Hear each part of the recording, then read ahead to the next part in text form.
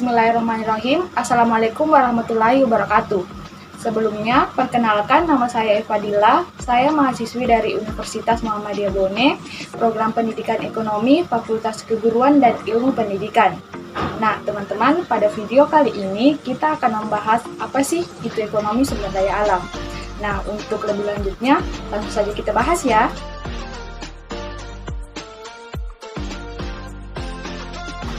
Baik, yang pertama akan kita bahas di sini adalah pengertian dari ekonomi sumber daya alam itu sendiri. Jadi, ekonomi sumber daya alam adalah aplikasi ilmu ekonomi terhadap sumber daya alam, yaitu semua benda hidup dan mati yang terbentuk secara alami dan dikaitkan dengan kegunaannya bagi manusia. Nah, kegunaan yang dimaksud di sini adalah dilandasi oleh teknologi yang dikuasai oleh manusia tersebut untuk mengelola sumber daya alam yang ada, maupun keadaan sosial ekonomi pada saat itu. Dan pada saat ini, pengertian yang lebih luas mencakup pada sistem ekonomi lingkungan dan juga ekonomi fisik, sebagai kombinasi antara fisik dan juga kelembagaan, di mana kondisi fisik di sini yaitu meliputi misalnya udara, tanah, air, energi surya, serta flora dan fauna yang hidup di atas tanah maupun di dalam lautan. Sedangkan kelembagaan di sini yaitu lingkungan adalah ciptaan manusia seperti bagaimana menggunakan atau mengelola sumber daya alam yang ada di sekitar kita. Baik, yang akan kita bahas selanjutnya adalah manfaat dari sumber.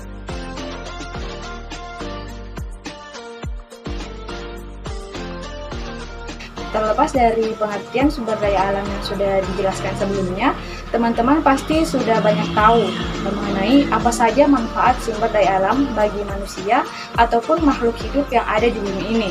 Berikut ini adalah beberapa manfaat sumber daya alam bagi manusia ataupun makhluk yang ada di bumi ini. Manfaat sumber daya alam yang pertama adalah sebagai sumber energi dan bahan bakar. Ini meliputi antara lain minyak bumi, gas alam, dan juga batu bara. Sedangkan bahan bakar yang dihasilkan dari alam yaitu bensin, minyak tanah, dan juga solar. Dan juga yang bertugas untuk mengelola sumber energi atau bahan bakar yang ada di Indonesia adalah badan usaha milik negara yaitu PT Pertamina. Yang kedua yaitu untuk pembangkit listrik. Listrik dapat dihasilkan dengan memanfaatkan energi yang tersedia dari alam, misalnya aliran air atau PLTA, panas bumi atau PLTU, dan juga aliran angin atau pembangkit listrik tenaga angin. Yang ketiga, sebagai penyedia pangan bagi manusia. Sumber daya alam sebagai penyedia pangan bagi manusia di sini terdiri atas dua, yaitu sumber daya alam nabati yang meliputi padi, kentang, jagung, singkong, dan masih banyak lagi. Dan yang kedua, sumber daya alam hewani yang meliputi ikan dan juga hewan ternak yang dapat dikonsumsi. Yang keempat, yaitu sebagai penyedia kebutuhan sandang bagi manusia atau pakaian. Sumber daya alam nabati juga dapat dimanfaatkan untuk penyediaan sandang atau pakaian untuk manusia, misalnya kapas yang diolah menjadi benang atau menjadi kain untuk selanjutnya diolah menjadi pakaian. Yang kelima, kebutuhan tempat tinggal. Manusia tentunya membutuhkan tempat tinggal untuk bertahan hidup. Dan kebutuhan tempat tinggal yang disediakan oleh alam ini meliputi misalnya dari pohon ataupun rotan bambu yang bisa dipakai untuk membuat tempat tinggal bagi manusia. Manfaat yang keenam yaitu sebagai penyuplai oksigen. Hutan sebagai penyuplai oksigen bagi dunia, dan hutan dengan tugasnya sebagai penyuplai oksigen mendapat gelar sebagai paru-paru dunia. Namun, pasti banyak teman-teman yang tidak tahu bahwa hutan atau pohon bukanlah penyuplai oksigen terbesar yang ada di dunia, melainkan mikroorganisme kecil lautan yang bernama fitoplankton. Fitoplankton ini mampu menghasilkan 50-85% suplai oksigen untuk bumi. Sedangkan pohon hanya menghasilkan sekitar 20% saja. Manfaat yang selanjutnya yaitu sebagai cadangan devisa. Devisa merupakan satu di antara upaya yang dimanfaatkan oleh negara untuk melaksanakan transaksi jual beli secara internasional. Banyaknya kekayaan alam Indonesia sering dimanfaatkan untuk keberlangsungan perekonomian. Devisa tidak hanya berupa barang atau berbentuk hasil bumi, namun juga bisa berupa jasa, misalnya pariwisata, bea cukai masuk barang-barang impor, dan hasil ekspor barang dan jasa.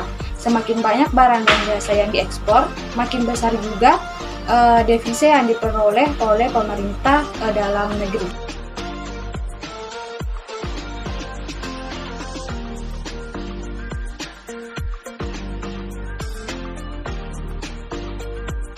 Sumber daya alam terdiri dari dua jenis, yaitu yang pertama, sumber daya alam yang dapat diperbaharui. Sumber daya alam yang dapat diperbaharui ini adalah sumber daya alam yang akan terus ada selama penggunaannya tidak dieksploitasi secara berlebihan, misalnya air, tanah, udara, dan juga matahari. Yang kedua yaitu sumber daya alam yang tidak dapat diperbaharui. Sumber daya alam ini adalah sumber daya alam yang memiliki jumlah terbatas karena proses pemakaiannya yang lebih singkat daripada proses pembentukannya. Dan apabila terus-menerus dieksploitasi atau digunakan, sumber daya alam ini akan habis. Misalnya minyak bumi, batu bara, dan juga emas. Ketiganya termasuk ke dalam sumber daya alam yang tidak dapat diperbaharui karena proses pembentukannya terjadi dari hasil endapan yang terjadi secara alami dan berlangsung dalam waktu yang sangat lama, sedangkan tidak sebanding dengan proses pemakaiannya yang cenderung lebih singkat. Dengan kata lain, sumber daya alam ini memiliki banyak sekali manfaat untuk manusia, namun juga memiliki batas pemakaian dan juga jumlah yang terbatas di alam. Karena manfaatnya yang banyak, kita perlu melakukan pelestarian. Jika terus-menerus hanya diambil tanpa adanya tindakan pelestarian, maka sumber daya alam yang ada di bumi atau lingkungan sekitar kita akan habis dan memiliki atau akan berdampak buruk bagi manusia.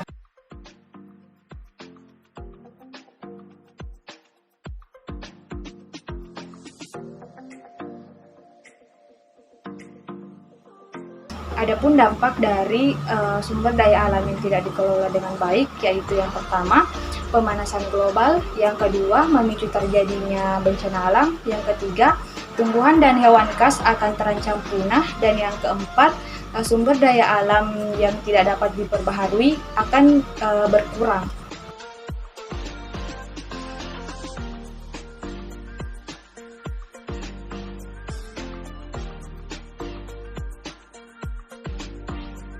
Dan adapun tindakan pelestarian yang dapat dilakukan oleh setiap individu, yaitu yang pertama, menjaga kebersihan lingkungan, menghemat air, mendaur ulang sampah terutama barang bekas, dan mematikan barang elektronik apabila sudah tidak dibutuhkan.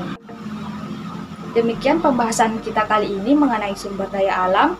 Semoga dapat dimengerti dan bermanfaat bagi kita semua. Mohon maaf bila ada kesalahan dan kekurangan. Assalamualaikum warahmatullahi wabarakatuh.